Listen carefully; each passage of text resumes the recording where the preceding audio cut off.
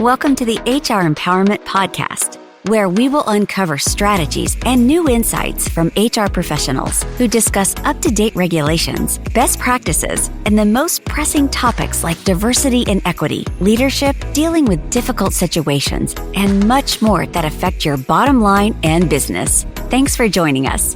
Hey everybody, Wendy Sellers here, the HR lady. Welcome back to our podcast, HR Empowerment.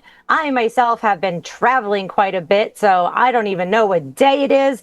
But today we are here with my co-host, JC. Hey, JC. Wendy, it's a pleasure to have you back in the United States, you world traveler, you. Yes, I was in Portugal for a short trip that seems like 3 weeks and then also felt like I needed another 3 weeks. So if anybody does go to Portugal, make sure you extend it and don't think you can get everything done in 7 days. But look, because I can assure you, you cannot. I'm 100% sure you did nothing but HR that entire time. I know you. Absolutely. Listeners, you're going to be so impressed. You know me, I'm a workaholic. I can't stop working. Well, my phone didn't work over there. So I had no choice but to enjoy myself. I couldn't get any texts. I could only get email or social media if there was Wi-Fi. So I literally answered 2 HR emails. I was so proud of myself. A little flustered, but I, in the end, was proud of myself. So thank you for bringing that up. Proud of you too, Wendy. The little things in life. Hey, today we have a very special guest with us, Matthew Price, who's an author and the founder and principal at MKP Strategies. Hey, Matt, how you doing? Hey, Wendy, great. Thank you guys so much for having me on. Yeah, thank you. Hey, tell our listeners about yourself and how you got to where you are now.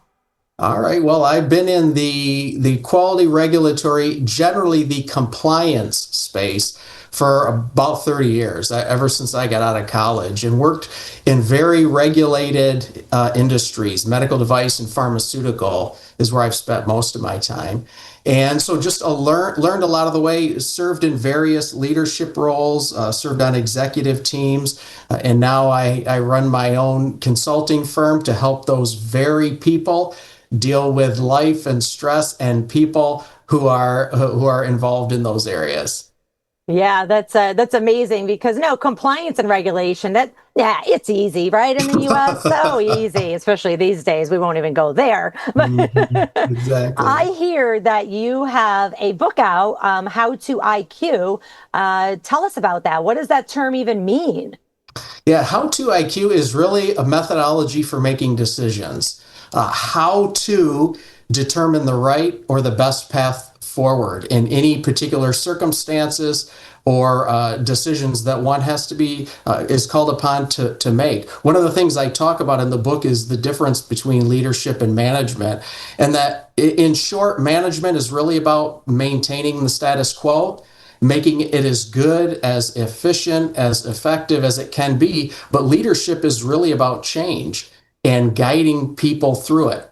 When we go through change, the script is not laid out for us, and therefore decision-making becomes critically important. So that's what it's about. And it's really based on a foundation that if you think about an inverted triangle, the bottom or the point are rules, the layer above rules are principles, and the layer above principles at the widest point are values. And so how do we make decisions keeping those things in line as those correlations exist? And maybe even do so with less rules, because principles have wider or broader application that can be used for any number of situations. Love it. I think JC has some statistics he wanted to share about that, actually. Okay. Absolutely. 84% of executives say they feel underprepared for today's uncertainties. It does highlight a gap in readiness for complex decision-making. And believe it or not, only 27% of employees agree that their leaders are trained to effectively lead teams through times of change. It reveals a widespread gap in leadership readiness for transformation. So how do we bridge that gap? It's back to you. Yeah, it's so important because I agree. I mean, I do training all day, every day, and so many people like, oh, you're bossy. Let's promote you. That's how I got promoted, by the way. I'm bossy. Like, okay, no, I think I kind of need some skills to go along with this because bossiness does not equal leadership. And just because I've been here the longest doesn't mean I should be a leader or a manager. So definitely, thank you for bringing that up. The difference between management and leadership. And then you also brought up something about values, which I love because I love helping companies create company values that you put in everything, right? You put everything from their job descriptions to their reviews of things are going well, thumbs up, or nope, you're not exhibiting the values that we want. I even wrote a book, my second book about, it's in the second book about how to create those company values, creating a committee so everybody gets bought in. So tell me a little bit more about that and about what your thoughts are on company values. Yeah, I think they're critically important. I think they're what people within the organizations they think they are or they desire to be. Right, those are the guiding lights in creating an environment that is a business, and then in having people come on to support that. I think what falls short at times is how to translate those values into actual actions, and that's where I have found principles are so critically important. To me, principles are values expressed or values Right. applied. For example, if honesty is the value that we're talking about, putting it in terms of HR, do we need rules to explain or to define exactly how many minutes late someone can be before they're considered tardy? Or would it be better off to have a principle that says, let's give an honest day's effort for an honest day's wage? Or another principle, let's put the interests of the team ahead of the interests of the individual contributor. Right. Those types of things I find are critically important to aligning the values to ultimately the outcomes, and even super importantly, how customers view us. Because I see a lot of mission statements that companies have. You go ask their customers to guess what their mission statements are, and they're completely different Yep. than what's on the piece of paper hanging on the wall in the office. It's so true. So much of it is just a marketing campaign, but then they don't actually live it. And trust me, the employees know, and then the customers definitely know. And then eventually all the revenue figures that out too. So folks, if you do have a set of mission, vision, values, principle-based approaches, and you say, this is what we want to get to, and you're not there, do something about it. Because all your employees are giggling and laughing at you. And even Matt, going back to the fact that you were talking about, like the honest day of work, instead of actually documenting what time did you come in, how late were you. It depends. It depends on the culture. It also depends on state laws, right? On pay, if you have unions, anything like that as well. So it's not always cut and dry or copy and paste from company A to company B to company C, because it could be the industry, the location, or geez, if you're in a state like California or Massachusetts. And then, of course, there's new laws coming out, too, that we do not want to talk about right now. We'll talk about that another time. So, JC, I think you have some other statistics about teamwork quality kind of lines up with this. Yeah, absolutely do. Teamwork quality, including trust, shared values, and coordination of expertise, explains 81% of the variance in teams' performance overall is typically rated by team members. That's from a few different studies. And there was a mention there about company perception as well. There's huge perception gaps out there when we're thinking about the consumer. 90% of business executives, and this is during times of transition or change, but 90% of those business executives believe customers highly trust their company, yet only 30% of consumers actually wind up truly trusting them. Case in point might be your cell phone provider, but I digress. Back to you. I do have to say, with that one, that was a user error, but the instructions weren't clear. So I did give them feedback. But that survey results is from PwC.com. And so it's huge. I want to repeat it. 90% of business executives believe customers highly trust their company, but only 30% of the consumers actually trust their company. What are your thoughts on that, Matt? That is not a surprise at all. I mean, one of the things I talk about in my book as well in helping to make good decisions is also to use insight, to see what we don't see with our eyes, but we can see with the eyes in our mind, so to speak. And blind spots and biases are big areas of problems for leaders. As you're talking through that, I'm thinking of the the bias or the blind spot of positive self-illusions that we tend to have about ourselves. We think we are so much greater than we really are, and we think everybody agrees with it. Actually, I have this in my book, a discussion about this. This article that was published years ago about the question was, or it was posed, how likely is the following person to go to heaven, if going to heaven is a measure of greatness or goodness. And 87% said that they felt they were going to heaven. Only 78% said they thought Mother Teresa was going to go to heaven.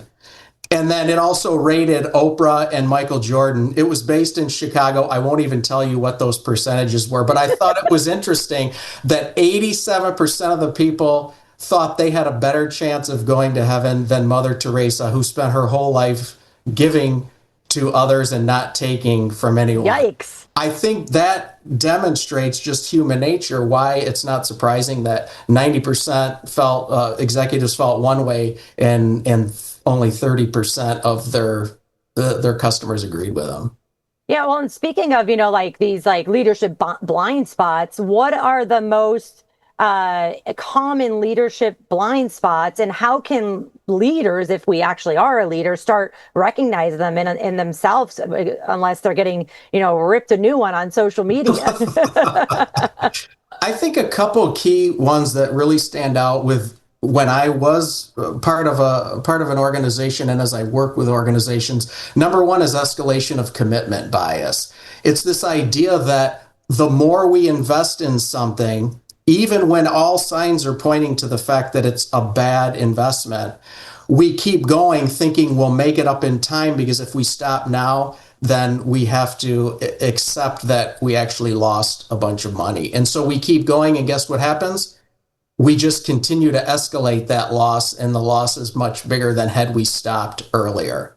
That's one of them that I see. Another one is illusion of transparency, thinking that people understand us, ourselves, our companies, our team members understand us way better than they do. And I talk about some of the psychological factors of what is the message that ultimately is received when we consider verbal, nonverbal communication, tone of voice, and how those play into the interactions we have with others.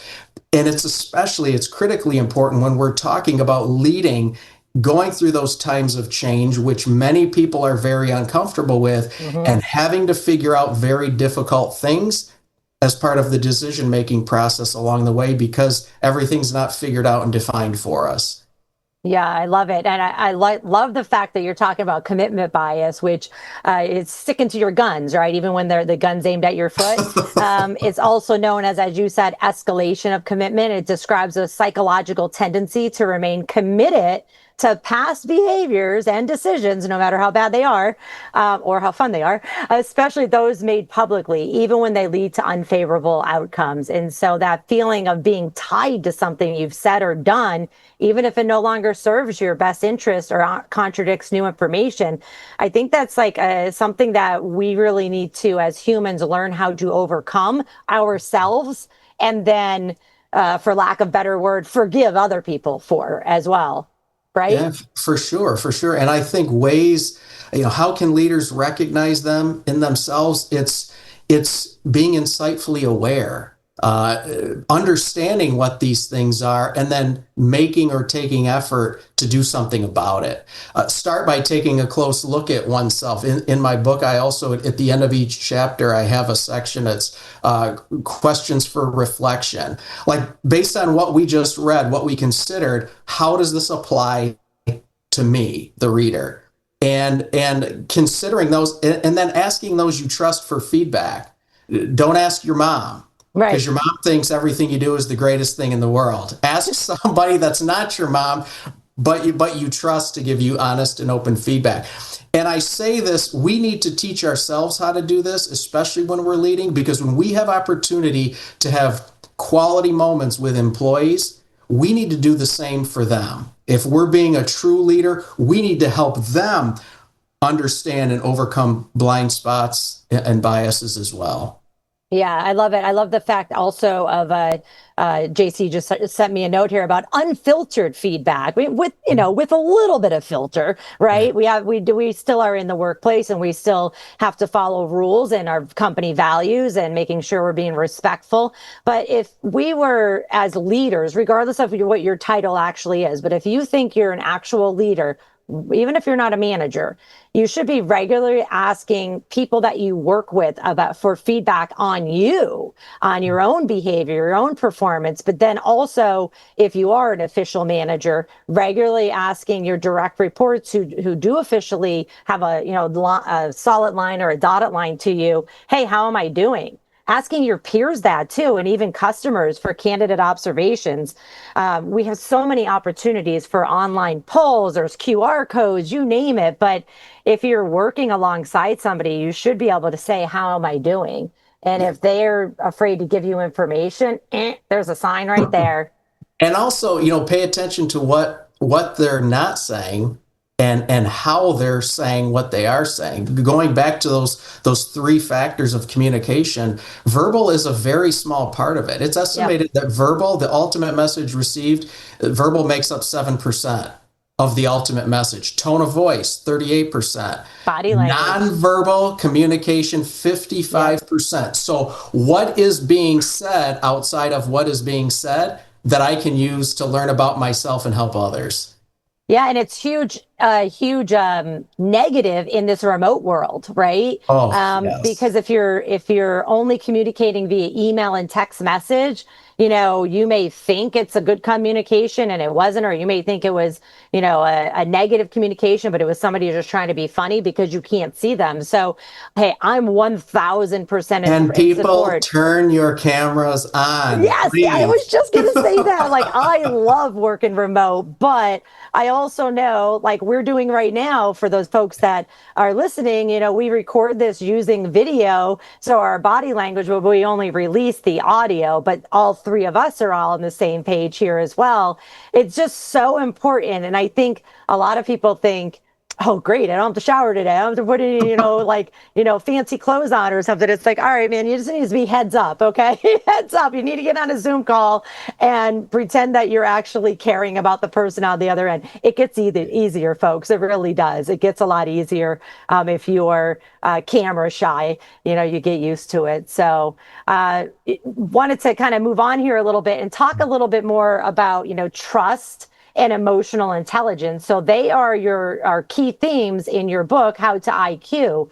Can you share a real life example of a leader who applied these principles of trust and emotional intelligence when the rule book just wasn't enough? Yeah, absolutely. And that leader that I will share the experience is myself. Being in a compliance role, it's something I would refer to as a shared service within an organization, much like HR is a shared service, IT is a shared service, where everyone is coming to you with their number one priorities, and then you have to figure out which of the five is my number one priority. But I would also feel when I would go in and talk to other shared service groups, I would find coming with a very good idea or a good opportunity, it would immediately get shot down in a meeting. And I'm like, what in the world just happened there? Well, over time, I figured out what was going on. Instead of focusing on the opportunity, what everybody's brains, their gears are churning and turning and thinking about is the effort that it's going to take them to do it. And so it became easier to shoot down the opportunity so that I, the receiver, don't have to explain why I don't or can't or don't want to do it because of the effort involved. And so it was really using emotional intelligence skills to understand what outside of the room was impacting or affecting what was going on inside the room. And being able to separate the the current reality that people had, to address it, to acknowledge it, and then park it so that we got that out of the way of the opportunity conversation.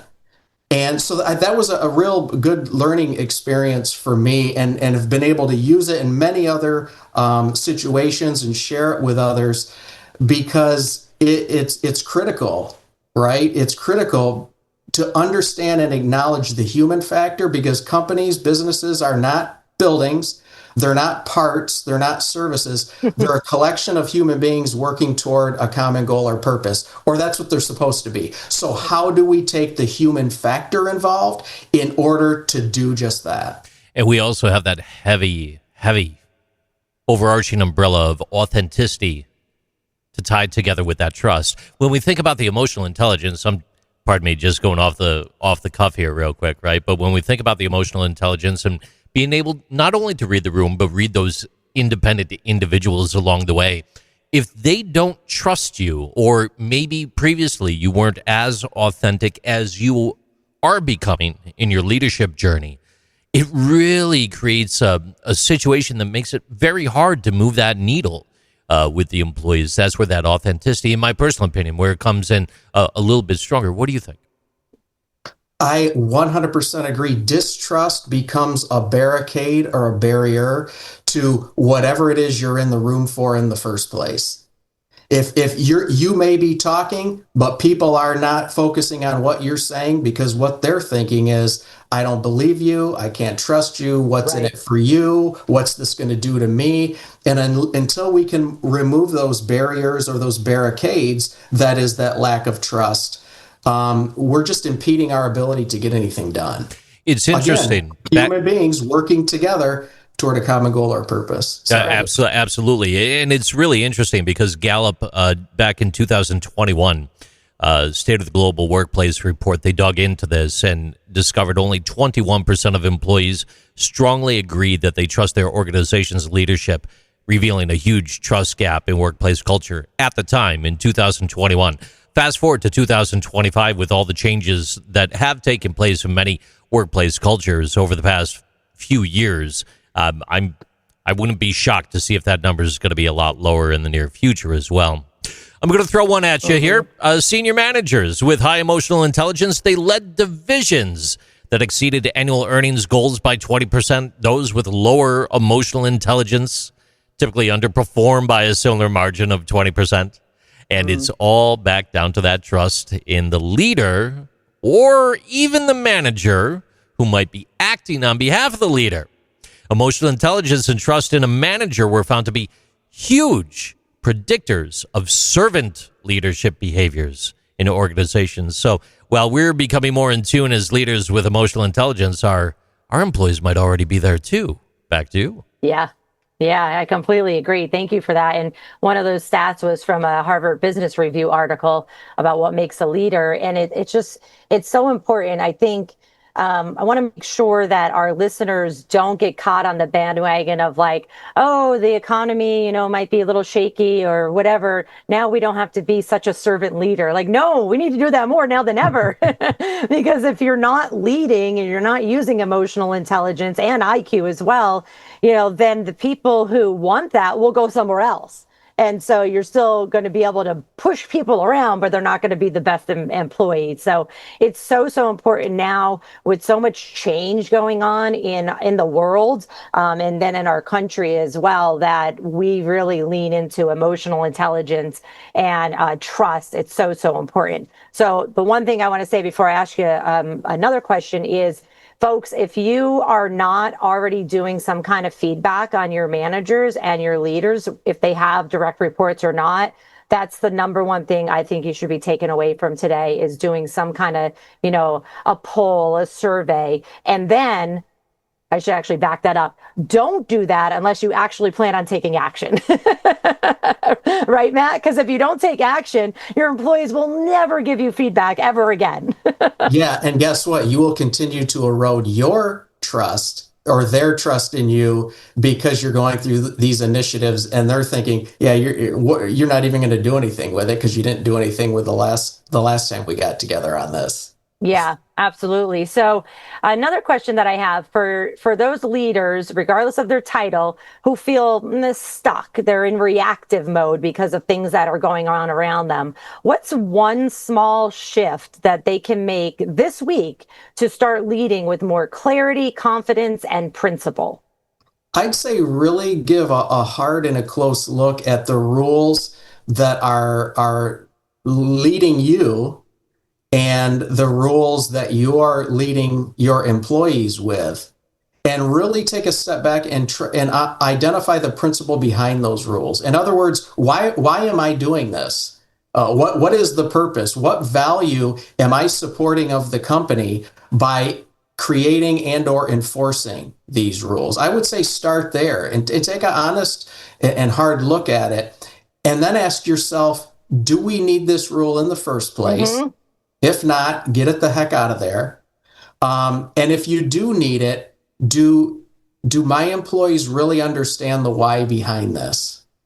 Because that's what how-to IQ is all about. It's raising an IQ. It's not literal IQ. It's the how-to, raising how-to the level or two above into principles and values that makes a huge difference in your decision making and the team members that you're relying upon. So you don't become a constraint to the organization because you think or are making all of the decisions yourself.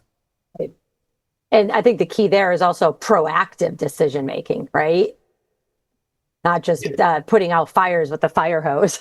Yeah, for sure. Looking ahead, like what are the changes that you anticipate? Also considering, we talk about, I often hear talk about management versus leadership. One is not better than the other. There's a really good article in the Harvard Business Review that was republished. It was an original article by John Cotter. I think the original print was 1990. It was the difference between leaders and managers. But it made a really good point. One is not better than the other. They're just different.